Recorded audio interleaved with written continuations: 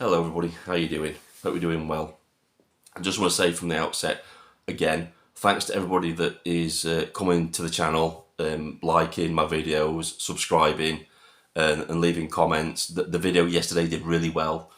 Again, thank you for that, really appreciate it. And don't forget to leave a like if you like what I'm saying in this video, leave a dislike if you don't like what I'm saying. You can disagree with me, leave a comment saying how you disagree with me, or if you agree with me.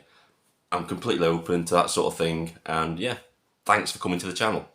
So, last night I was supposed to be doing a live stream. That didn't come off because I don't know whether it was trouble with the internet or my old laptop just wouldn't do the streaming anymore. I don't know. But I had to abandon it because it just crashed, and I was trying to get it restarted, it just wasn't working, so I had to abandon it in the end. And I decided, well, what I'll do is just do a video about it today, so this is why I'm here again. So let's look at what people have been saying about this situation. So I had a bit of a spat with somebody on Twitter when I said that Tommy Robinson was put in jail for simply telling the truth, which is factually true. That's why he's in jail right now, is because he dared to challenge the establishment, the judiciary, the state. That's why he's in prison right now. Let's just cut through all the crap. That's why he is in prison right now. And the person came to me and said, well, he pleaded guilty. Yeah, because he already admitted it. He says, yeah, I'm going to go to jail for telling the truth. He admitted it. And he was perfectly willing to take the consequences for exposing a corrupt judiciary. And that's why this should never have gone to trial in the first place. The only reason that Tommy Robinson is in prison right now is because some judge months ago decided that the documentary Silenced was going to be very damaging towards our judiciary, the corrupt judiciary in this country. It had nothing to do with protecting the Syrian boy at all. This was all about the establishment protecting itself by using the law as a weapon against anybody who decides to challenge it. And if you lack the ability, or you can't challenge the mechanisms of which govern you without going to prison, that is tyranny.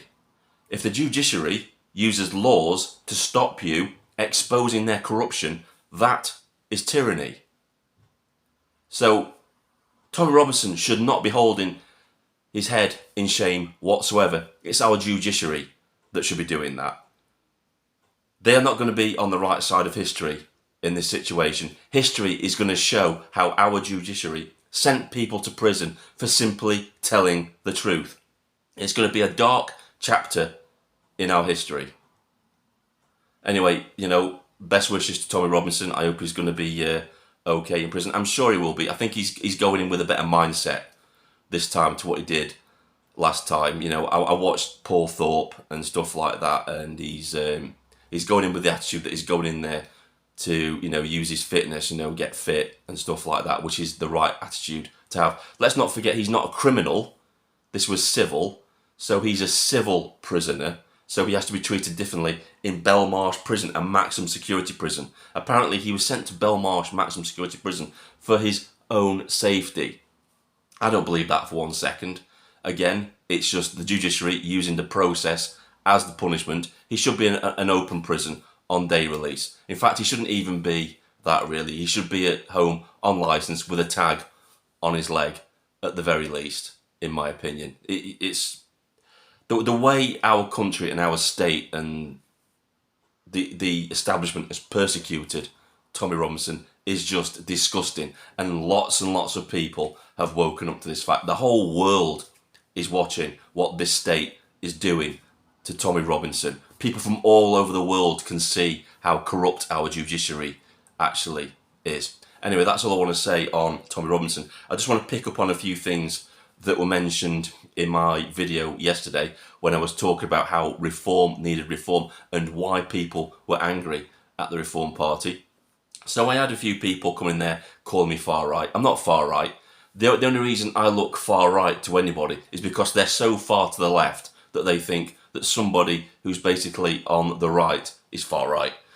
No, I'm not. None of those people in the crowd at that rally, at the United Kingdom rally, were far right. None of those people. There was, as you know, Tommy Robinson keeps those sort of people out of his rallies. His security are instructed to not allow them in, and indeed, a few of them weren't allowed in to some of his rallies. He's openly gone out and, you know, challenged the far right when they've turned up to his rallies in person. So that slur is just ridiculous. And calling me far right means nothing anymore, because apparently if you're a concerned citizen, a concerned patriot, worried about the state of your country, that makes you far right. Then yeah, I'm far right. And it makes the term meaningless anyway, because these people, if you disagree with them, then you're automatically far right and a Nazi and a racist and whatever phobe they want to come out with. And it automatically nullifies those words. It makes those words meaningless. But they don't understand that, because they're not very clever people, are they? Regarding the Reform Party, right, I want to clear some things up. I'm not trying to bring the Reform Party down. I'm just trying to show the cracks that lie within that party, where there needs to be change. And I'm not going to go over it again, but I'm going to list it. Democratising the Reform Party is a priority. Ben Habib agrees with that. And I don't think Nigel Farage or Richard Tice are good leaders or should be in leadership roles within the party. That's my opinion. There needs to be change. And I've got nothing against the other MPs, Lee Anderson, Rupert Lowe. Rupert Lowe actually came out in defence of Tommy Robinson yesterday in a tweet on X. He was saying he's going to bring up a question in the House of Parliament, I believe, to the person who's in charge of the prisons, asking them to make sure that Tommy Robinson is kept safe within the prison. And that's all it takes. That's what it takes to be a statesman. And Ben Habib appeared on Paul Thorpe yesterday on his podcast, his live stream, and he came on there and he was praising the patriots that turned up to that rally, saying, and this is all you've got to say when you ask this question as well, is if you ask a question on Tommy Robinson and you're in the Reform Party, you just do it like Ben Habib does. He just came on and said, look, I don't know Tommy Robinson, I can't comment on his character or what he does. And then he went on to say how patriotic the rally was, the United Kingdom rally was, and stuff like that. That's how a statesman handles the situation, not what Richard Tice does. Come on, fumble his words and basically throw the entire patriot movement under the bus. We get that they're not a grassroots or a street party, a street protest movement. They're a political party, fair enough. But like others have been saying, you don't have to mention them. You can be diplomatic about it. You can, if you asked a question about the Unite the Kingdom Party and you're a member of the Reform, or you're a councillor with Reform, or you're an MP with Reform, all you have to say is, look, street protests are not our thing, but these people have a right to protest. It's a legal right. They've got a right to do it, to show their concerns about the country. We support that. And that's all you've got to say. All you've got to say is you support the right for people to protest. And that's enough. That's all you need to do. You don't need to bring Tommy Robinson into the fold or throw patriots under the bus. All you have to do is acknowledge the fact that people have a right to protest. And it wasn't even a protest, it was a rally. It was a rally to celebrate this country's culture, our communities, and that sort of thing. And that's something that the Reform Party should be fully on board with, not trying to distance themselves from.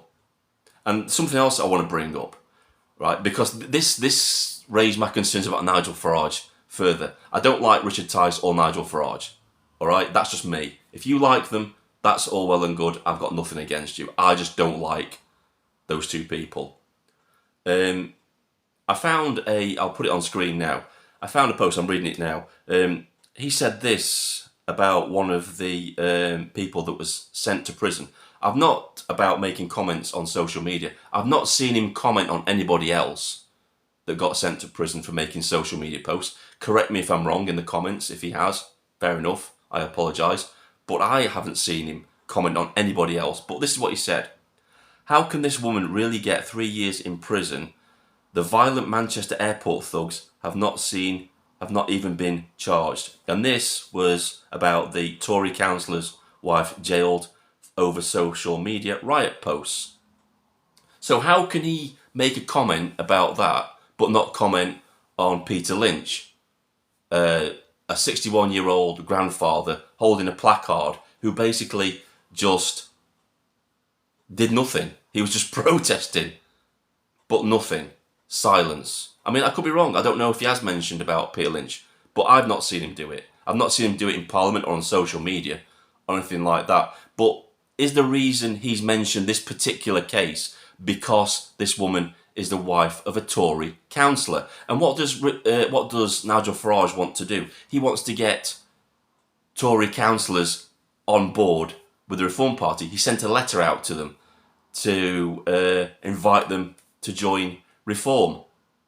That there's more to him than people realise.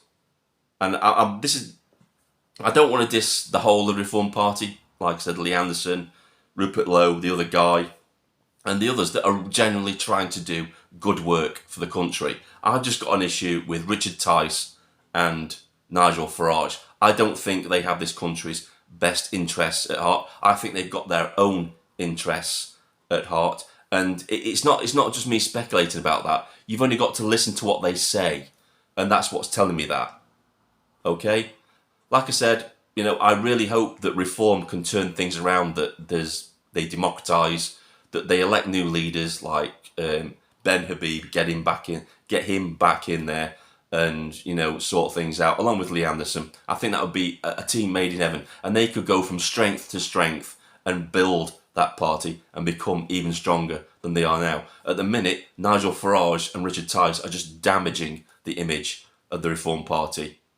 Anyway, that's just my opinion. If you disagree with me, comment below, leave a like, and that's it for today. This is Vindicator, signing off.